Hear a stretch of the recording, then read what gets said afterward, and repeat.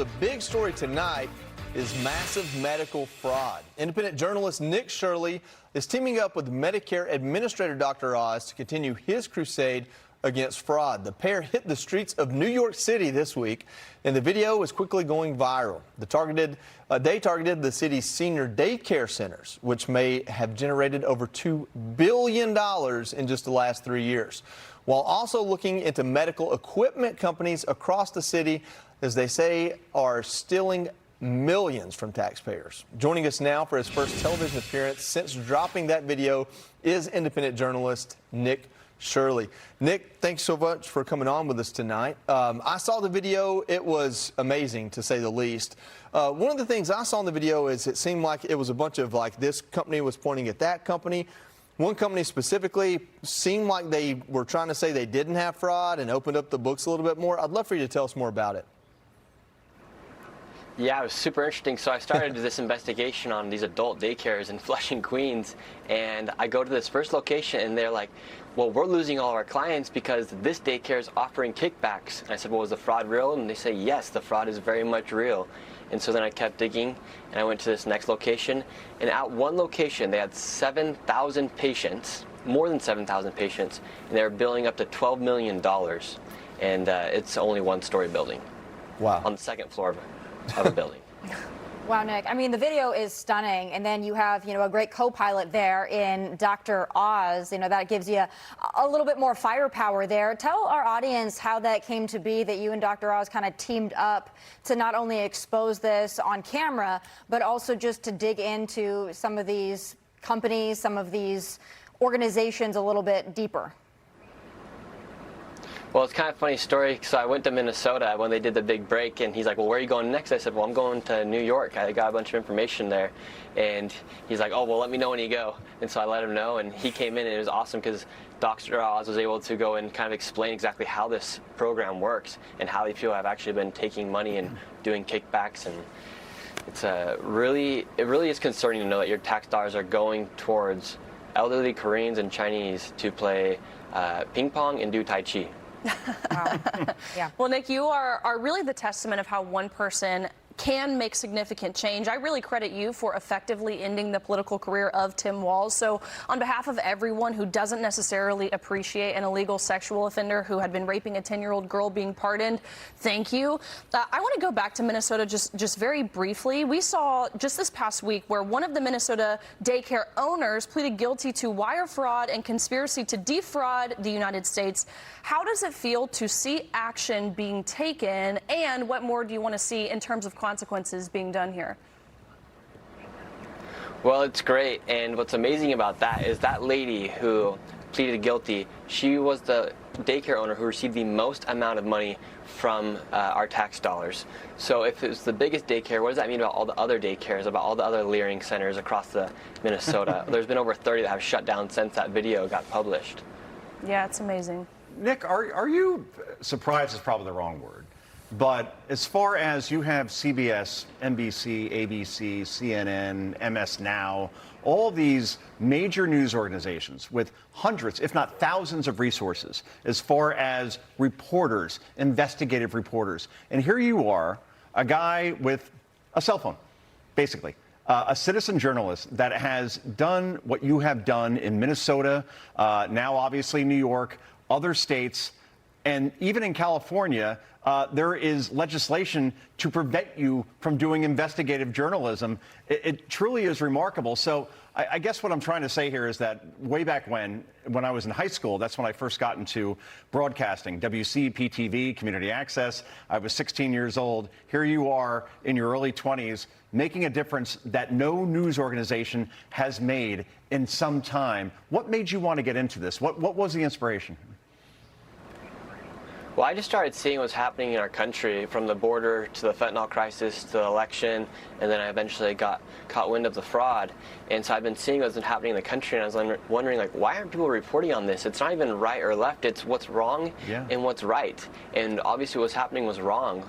Our money was being defrauded by Somali Leering centers, and then you have these other adult daycares that are taking our money. People were getting trafficked at the border, and yet nobody wanted to cover that. And so I was just trying to report on what I saw, and it was never right or left. It was just like, this is what's actually happening, and people obviously like it because I'm not trying to paint any narrative when I go out and do these videos. Nick, I want to just return to this latest piece of reporting that you did alongside Dr. Oz and dig into it just a little bit more. You mentioned the kickbacks. So can you explain to our audience, what you mean by that and the process that you uncovered here? Because, when we hear kickbacks, that can mean a lot of things. But take us into what you think is going on here and what you actually discovered in this particular incident with these adult daycares. Yeah, so these adult daycares, they're just basically these YMCAs essentially for these old people to go in and play ping pong, do tai chi, and play dominoes. And because there's so many of them, what they do is they've created a referral program pretty much. So you bring in your friend, we'll give you a kickback on that. You come to the daycare that day so we can bill Medicaid, well, we'll give you a percentage of that money from Medicaid. And so they are able to give out these kickbacks to the elderly for attending these daycares. And then more and more people get wind of it, and they tell their friends, and then there's just a big old referral program and people getting kickbacks from Medicaid. Yeah, Nick, I wanted to ask about that too. I'm glad Tommy did. But this is my last question to you. We talk about fraud, meaning you say you're doing one thing, but you're actually doing another. The other side of this is kind of just really bad policy, because you posed the question in the video even, is this really what we should be spending our taxpayer dollars on through the medical supplementation of Medicaid for a daycare for someone who may not need supervision or may not have an illness other than old age? Yeah, I mean, I went to a lot of them, and none of those people look like they actually need daycare. I mean, they're walking out. I mean, one lady had a YSL bag on her, which is like a $5,000 bag, and it's very interesting that our tax dollars go towards this. And then the numbers are just crazy, like 7,000 patients on the second floor of a building. It would be impossible to have 7,000 people there, or even have 7,000 patients throughout the year. It'd be physically impossible. And so where's the oversight, and why isn't anyone ever looking into this? Like, everyone knows it's happening. Nick, I'm sure you're going to keep an eye on it. I can't wait for the next opportunity to have you on, and thanks for coming on and explaining this specific endeavor, and I'm sure we'll hear more about it. Thank you very much.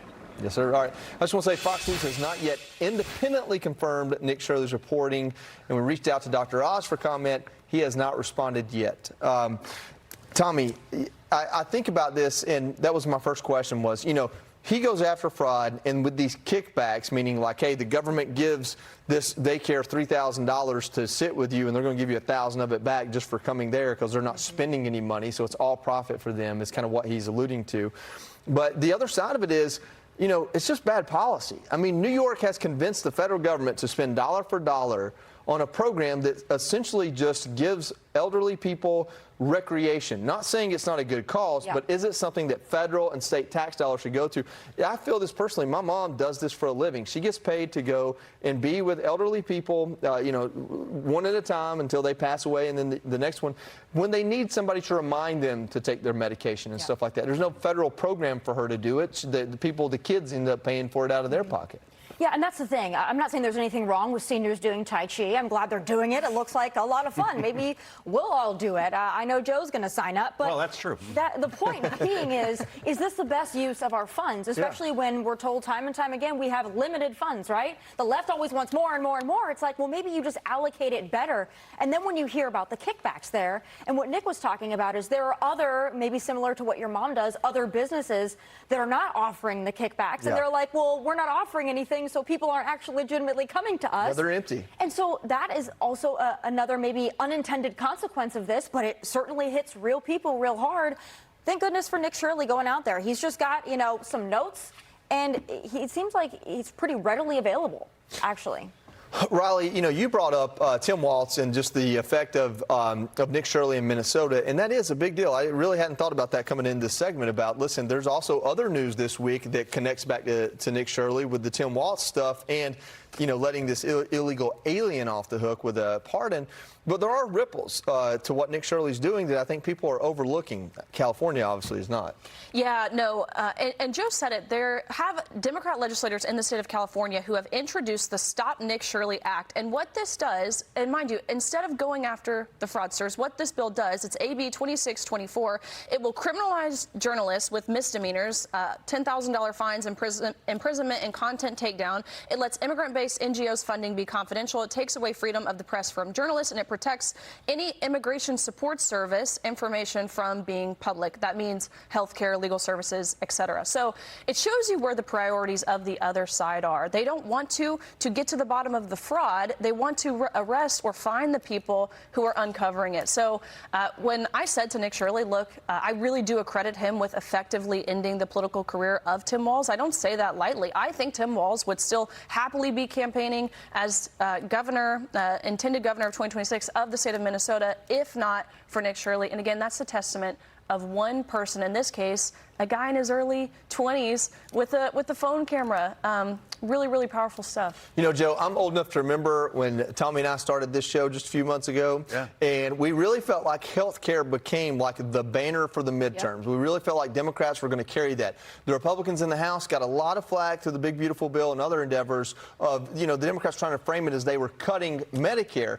And then you get Nick Shirley coming out with the stuff, and you're thinking, well, they haven't cut Medicaid enough. Like, what? There needs to be reform on this. We're spending billions of dollars, which, by the way, over a few years, spread wide enough, adds up to trillions of dollars on things like the YMCA for the elderly that is a sham. I mean, like, if you dig into this, 50 states, a couple $1 billion each state over 10 years, like, that's big money. Joey, and that's the thing. I think Republicans really need to go on the offensive about this when it comes to the midterms, that we keep hearing that the billionaires need to be taxed more, and millionaires and small businesses.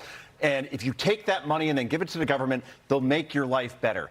I think fraud and what J.D. Vance is running right now as far as exposing fraud, and Nick Shirley, for that matter, who we just interviewed, you take all those billions, shavings make a pile. And this is a lot of shavings here. And if you could eliminate the fraud, therefore, that's where you get the money from, not from taking from people that create jobs and business and entrepreneurship for the rest of the country. Yeah, my grandmother used to say pennies make dollars. There you go. Or shavings billions make a pile. Make trillions. All right. Be sure to like and subscribe for all the Fox News latest on YouTube and catch full shows streaming now on Fox One.